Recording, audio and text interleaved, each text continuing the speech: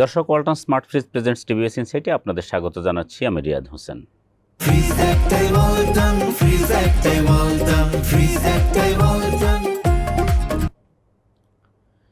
দর্শক, electric vehicle বা বৈদ্যুতিক যানবাহনে বিনিয়োগ বাড়ানো নিয়ে গত কয়েক বছর থেকে অনেক আলোচনা হচ্ছে এবং অনেকগুলো বড় বড় প্রতিষ্ঠান তারা এখাতে বিনিয়োগ বাড়াতে চাচ্ছে।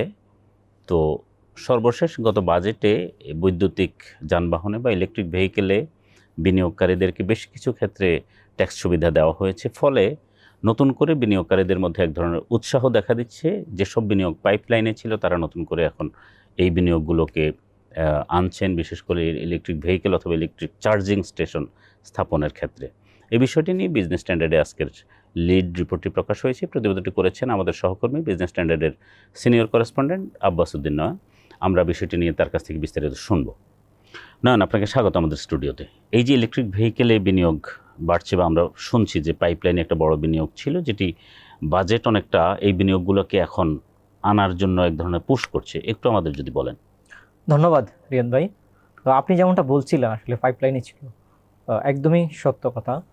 যেমন আপনি জানেন যে গ্লোবালি আসলে গত প্রায় 10-15 বছর ধরেই ইবি নিয়ে অনেক কথাবার্তা হচ্ছে। চীন তো এখন ইবিতে প্রায় ওদের ম্যাক্সিমাম ওরা ইবিতে চলে গেছে।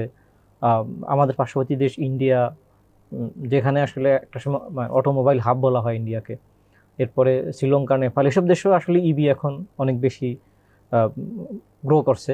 বাংলাদেশে আসলে ঠিক 2020-21 সাল থেকেই আসলে ইবি নিয়ে কথাবার্তা হচ্ছে। বাংলাদেশে একটা company Bangladesh electric industries limited, যারা হলো আসলে 2021 সালেই ফ্যাক্টরি করার উদ্যোগ নিচ্ছে মিরসরাইতে। তো এখন ফ্যাক্টরি ওদের রেডি। তো আসলে এই যে ইবিতে ইনভেস্টমেন্ট, সেটা কয়েক বছর ধরেই আসলে আলোচনা হচ্ছে। তো তাদের পাশাপাশি তারা প্রায় 1500 কোটি টাকার মতো ইনভেস্টমেন্ট করছে। তো তাদের পাশাপাশি আরও কিছু বাংলাদেশি বড় বড় কোম্পানি ধীরে ধীরে তারা এগুলোতে আসছে, যেহেতু গ্লোবালি আসলে এভাবে শিফট করছে। আপনি জানেন যে আসলে আমাদের এনার্জি ক্রাইসিস চলছে। গত ইরান ইউএস যুদ্ধের সময় আমরা দেখেছি যে আসলে এনার্জি ক্রাইসিস কেমন সেটা। তো ইবি হলো এক্ষেত্রে যেহেতু বিকল্প। এনার্জি ক্রাইসিস, এনার্জির অনিশ্চয়তা, দাম বাড়ছে, এসবের মধ্যে যদি ইবি আসলে একটা বিকল্প, সেক্ষেত্রে এখানে সবাই যাচ্ছে। আর লাস্ট বাজেটে যে ইনসেন্টিভটা আসলে এসেছে, সেটা আসলে ধারাবাহিকতাই। তারাও আসলে জানতো যে আমরা আসলে ইনভেস্টমেন্ট করলে এই ফ্যাসিলিটিস দরকার, সরকারের কাছে প্লেস করলে সরকার এই ফ্যাসিলিটিসগুলো দেবে। সরকার ঠিকই এই ফ্যাসিলিটিসগুলো দিয়েছে। এবার বাজেটে সরকার আসলে শুধু ইবি ম্যানুফ্যাকচারিং না, ম্যানুফ্যাকচারিংয়ের ক্ষেত্রে তো একদম সব ডিউটি সরকার জিরো করে দিল। সরকার হলো ইবির জন্য যে লিথিয়াম ব্যাটারি দরকার, সেটা ম্যানুফ্যাকচারিংয়ের ট্যাক্স একদম টোটাল জিরো করে দিল। এরপরে যে চার্জিং স্টেশনের জন্য যেসব ইকুইপমেন্ট ইম্পোর্ট করতে হয়, ওগুলোর ইম্পোর্ট ডিউটি জিরো করে দিয়েছে। ট্যাক্স ব্যাট ক্ষেত্রে ছাড় দিয়েছে। ট্যাক্সের ক্ষেত্রে সম্ভবত 2035 সাল পর্যন্ত একদম 10 বছরের ট্যাক্স হলিডে দিয়েছে সরকার চার্জিং স্টেশনের জন্য বা অন্য ইনফ্রাস্ট্রাকচারের জন্য। এই যে একটা অল আউট সাপোর্ট, এর পাশাপাশি সরকারের চিন্তাই আসলে অল আউট ইবির দিকে যাওয়া। সরকার আসলে শুধুমাত্র ম্যানুফ্যাকচারিং কবে হবে সেটার জন্য বসে থাকেনি। সরকার আসলে ইম্পোর্টের ক্ষেত্রে আগে ট্যাক্স ছিল প্রায় 89% থেকে 91% পর্যন্ত কিছু কিছু ক্ষেত্রে। সেটা কমিয়ে সরকার 47% পর্যন্ত হাইস্ট ট্যাক্স, পাবলিক পরিবহন কিংবা ব্যক্তি পরিবহন, যে কোনো ইবির ক্ষেত্রে ইম্পোর্ট ট্যাক্সও সরকার প্রায় অর্ধেকের চেয়ে বেশি কমিয়ে নিয়ে আসছে। এর কারণ আসলে সরকারের একটা অল আউট মুভ হলো যে আমরা জ্বালানি সাশ্রয়ী ইবির দিকে যাব ভবিষ্যতে। তো সেটারই আসলে ইনভেস্টররা আগেও জানতেন যে আসলে আমরা এই দিকে গেলে সরকার আমাদের ফ্যাসিলিটিস দেবে। সরকারও আসলে তাদের সেই কথা রেখেছেন, এবার বাজেটে একদম অল আউট সাপোর্ট দিচ্ছে এবং বিনিয়োগকারীরাও সেই সুযোগটা কাজে লাগাচ্ছেন। আমরা তো এই যে ইনভেস্টমেন্টগুলোর কথা আমরা আমাদের নিউজে উল্লেখ করেছি, বড় বড় কোম্পানি বাংলাদেশের, যেমন বাংলাদেশের আমি একটা নাম বলেছি, বাংলাদেশ ইলেকট্রিক ইন্ডাস্ট্রিজ লিমিটেড 1500 কোটি টাকার মতো ইনভেস্ট করেছে। তো আমরা জানি আমাদের বাংলাদেশে বড় কোম্পানি ওয়ালটন আছে ইলেকট্রিক্স, তারা আসলে এক্ষেত্রে আসছে, স্কুটার নিয়ে আসছে। তারা ভবিষ্যতে আরও এক্সপানশন করবে। প্রাণ আরএফএল গ্রুপ এখানে আসছে, নাসির গ্রুপ এখানে আসছে, এরপর হলো রানার গ্রুপ এখানে আসছে, র্যানকন গ্রুপ, র্যাঙ্কস গ্রুপ আপনি জানেন বড়। রানার তো বিশ্বের সবচেয়ে বড় ইলেকট্রিক কার বিওআইডির সঙ্গে চুক্তিভিত্তিক বাংলাদেশে আসলে তাদের গাড়ি বিক্রি করছে। সম্প্রতি তারা 1000 গাড়ি বিক্রির মাইলফলক অর্জন করেছে বাংলাদেশে ইলেকট্রিক গাড়ি। তো তারা বাংলাদেশে ভবিষ্যতে ইবি ম্যানুফ্যাকচারিংয়ের জন্য ফিজিবিলিটি স্টাডি করছে, যেটার সঙ্গে আসলে চীনের বিওআইডি আসলে বাংলাদেশে এটার সঙ্গে সরাসরি যুক্ত। এই ফিজিবিলিটি স্টাডির সঙ্গে তারা হয়তো শুরুও করবে। তারা বড় ফ্যাক্টরি নিয়েছে ময়মনসিংহে, আপনি জানেন। তো সেখানে তারা ম্যানুফ্যাকচারিং করবে। আলটিমেটলি এখানে একটা বড় ইনভেস্টমেন্ট প্রায় 4,000 কোটি টাকার মতো। এর বাইরে ছোটো ছোটো কিছু কোম্পানি আপনি জানেন যে উত্তরবঙ্গের সবচেয়ে বড় প্রতিষ্ঠান TMSS আমরা যেটাকে বলি, তো একটা এনজিও, তাদের ওখানে অনেকগুলো ফিলিং স্টেশন আছে, তারা চার্জিং ইনফ্রাস্ট্রাকচার নির্মাণে ওখানে উদ্যোগী। বাংলাদেশ সেনা হোটেল, সেনা কলোনিজ রেডিসন ব্লু সেনাদের হোটেল, এরপর আরও কিছু হোটেল আছে তাদের, তারাও এই হোটেলগুলো সহ আরও কিছু জায়গায় কমার্শিয়াল ইভি স্টেশন করবে।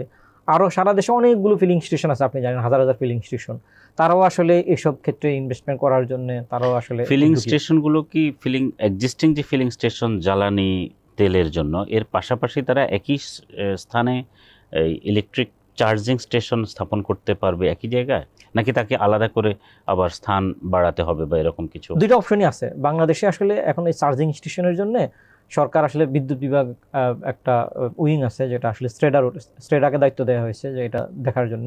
তারা 3 ধরনের ইলেকট্রিক চার্জিং স্টেশনের অনুমতি দিচ্ছে। যেমন আমি যে একটু আগে উল্লেখ করেছিলাম, BYD প্রায় 1000-এর বেশি গাড়ি বাংলাদেশে সেল করেছে।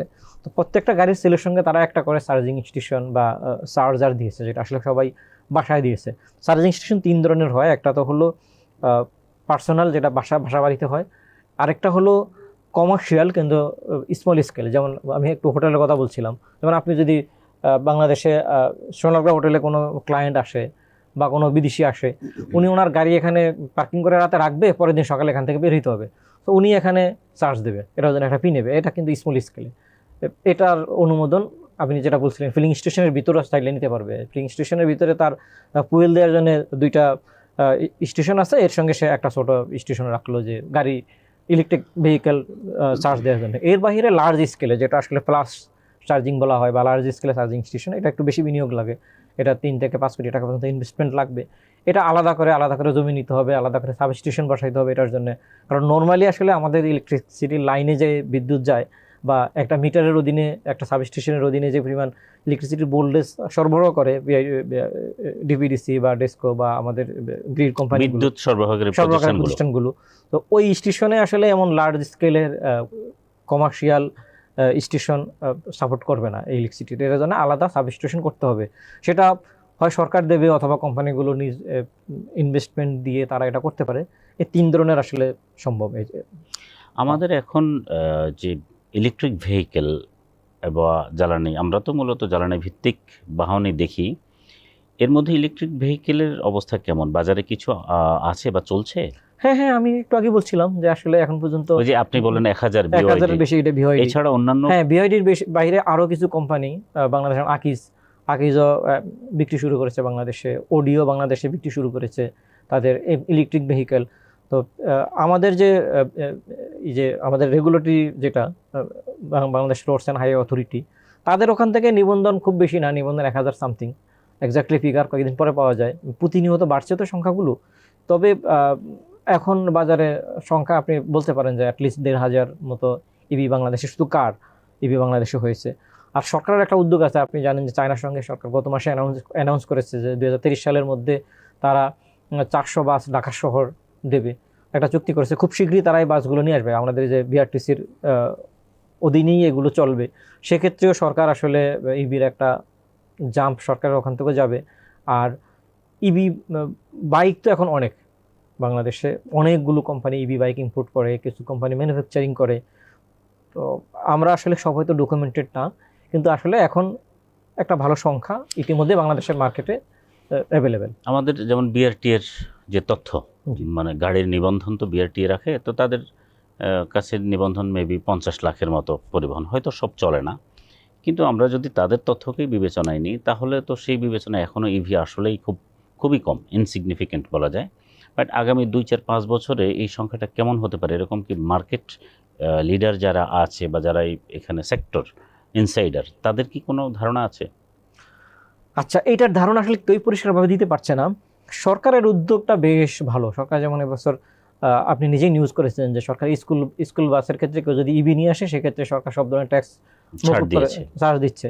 এবং সরকার আরেকটা উদ্যোগ আছে, সরকারের পরিবহন পুলে যেসব গাড়ি পুরনো হয়ে গেছে, রিপ্লেস করতে হয়, ঠিক করতে হয়, এগুলো ঠিক না করে সরকার আসলে ইভি ইম্পোর্ট করার একটা ঘোষণা দিয়েছে এবং নির্দেশনা দিয়েছে। আর হলো যে ব্যক্তি পরিবহনের ক্ষেত্রে সরকার বেশ ছাড় দিয়েছে ইম্পোর্টের ক্ষেত্রে। আবার ম্যানুফ্যাকচারিংয়ে বেশ ছাড় দিয়েছে। এই মুভমেন্টটা যদি আমরা খোলা চোখে দেখি তাহলে মনে হবে যে আগামী 5 বছরের মধ্যে হয়তো বা 2-3 বছরের মধ্যে হয়তো বাংলাদেশের সব গাড়ি ইলেকট্রিকই চলবে। কিন্তু আসলে বাস্তবতা একটু ডিফারেন্স এই কারণে, এই যে আমি যেটা একটু আগে বলছিলাম যে চার্জিং স্টেশন বা চার্জিং ক্যাপাসিটি, একজন মানুষ মনে করেন এখন পর্যন্ত বাংলাদেশে 9-10টার মতো চার্জিং স্টেশন ইনস্টল হয়েছে কমার্শিয়াল। তো একজন মানুষ বাসায় চার্জ দিতে পারে, সারা রাত চার্জ দিল, চার্জ দিয়ে সে হয়তো 200 কিলো বা 300 কিলো চলার মতো গাড়ি তার কাছে আছে, একদিন চার্জ দিয়ে সে 300 কিলো চলার জন্য সে হয়তো ময়মনসিংহ শহরে যেতে পারবে যাওয়া আসার জন্য, বা ঢাকার পাশে গাজীপুর যেতে পারবে। সে যদি মনে করে আমি আজকে খুলনা যাব বা খুলনার থেকে একটু দূরে সাতক্ষীরা যাব, তাহলে কিন্তু পঞ্চগড় যাবে, তাহলে কিন্তু সে এই গাড়ি নিয়ে এসে যেতে পারবে না। তখন যেতে পারবে পঞ্চগড়েও যদি একটি চার্জিং স্টেশন হয়, বা মাঝপথে যদি আরো চার্জিং স্টেশন হয়। মাঝপথে চার্জিং স্টেশন হইলেও এখন যে চার্জিং স্টেশনগুলো যেগুলো হচ্ছে, এই যে আমি বললাম 3 ধরনের চার্জিং স্টেশন, একটা হলো পার্সোনাল, এটা হয়তো 4-5 ঘন্টা লাগে বাসায় যেটা দেয়। আরেকটা হলো এই যে আমি যে 9-10টার কথা বলছিলাম, ডিসি চার্জিং স্টেশন বলে, এটার ক্ষেত্রে 50 মিনিট থেকে 1 ঘন্টা লাগে চার্জ দিতে। তো একজন মানুষ ধরেন পঞ্চগড়ি গেল, পথের মধ্যে সে 1 ঘন্টা দাঁড়িয়ে চার্জ দেবে, এই এনার্জি মানুষের থাকবে না, ধৈর্য মানুষের থাকবে না যে 1 ঘন্টা সময় নিয়ে আমি পঞ্চগড়ে যাওয়ার পথে চার্জ দেবো, এটা থাকবে না এনার্জিটা। তো এটা কি করতে হবে, 5 মিনিট 10 মিনিট না নামে নিয়ে আসতে, যে সময়টা তেল নিতে যতটুকু সময় লাগে, সেই প্রযুক্তি কিন্তু এখন আসছে চীনে, এখন এটা অ্যাভেলেবেল। যে ভিওআইডি বলি, ভিওআইডি আর আসলে এই প্রযুক্তি আছে, কিন্তু এটার জন্য যে আমাদের যে ক্যাপাসিটি লাগবে, আমাদের ইলেকট্রিসিটির ক্যাপাসিটি, মানে ওই যে এটা প্রায় 125 কিলোওয়াটের চার্জার লাগবে, সেটার জন্য যে সাবস্টেশন লাগবে, সাবস্টেশন করার ক্ষেত্রে 4-5 কোটি টাকা ইনভেস্টমেন্ট লাগবে। সেটা প্রাইভেট কোম্পানিগুলো যদি করে, একটা কোম্পানি 5 কোটি টাকা ইনভেস্টমেন্ট করে একটা চার্জিং স্টেশন দিল, সেখানে তার কয়েকজন লোকবল লাগবে, তার এই টাকার রিটার্ন, লোকবলের রিটার্ন আসার জন্য তার দিনে একটা উল্লেখযোগ্য সংখ্যক বাহন লাগবে, গাড়ি লাগবে। তার মানে হচ্ছে আমাদের পুরো মানে শুধু ইলেকট্রিক ভেহিকেল আসলে হবে না, চার্জিং স্টেশন হলে হবে না, আমার সেজন্য প্রয়োজনীয় বিদ্যুতেরও সংকলন করতে হবে, বিদ্যুতের সংস্থাপন করা লাগবে, এবং পর্যাপ্ত পরিমাণ গাড়ি আসলে এটা একসাথে একটা মুভ করবে। এই যে বললাম পুরো ইকোসিস্টেমটা আসলে ইকোসিস্টেমটা আসলে চেঞ্জ করা দরকার। সেটা আসলে হুট করে হবে না, 1 বছর 2 বছরে হবে না, হয়তো 2 বছরের মধ্যে অনেকগুলো গাড়ি ইম্পোর্ট করে ফেললো, কিন্তু আপনার ইলেকট্রিসিটি ডেভেলপ করলো না। আমাদের ইলেকট্রিসিটি যে লাইন আছে, আমাদের যে গ্রিড আছে, গ্রিডের কোয়ালিটি খুবই দুর্বল, ভোল্টেজ খুব কম। এই ভোল্টেজে চার্জ দিতে অনেক সময় লাগবে, অনেক সময় এই ভোল্টেজে চার্জ দিতে গেলে গাড়ির ব্যাটারি নষ্ট হয়ে যেতে পারে। অনেকগুলো এখানে রিস্ক আছে বা চ্যালেঞ্জ আছে।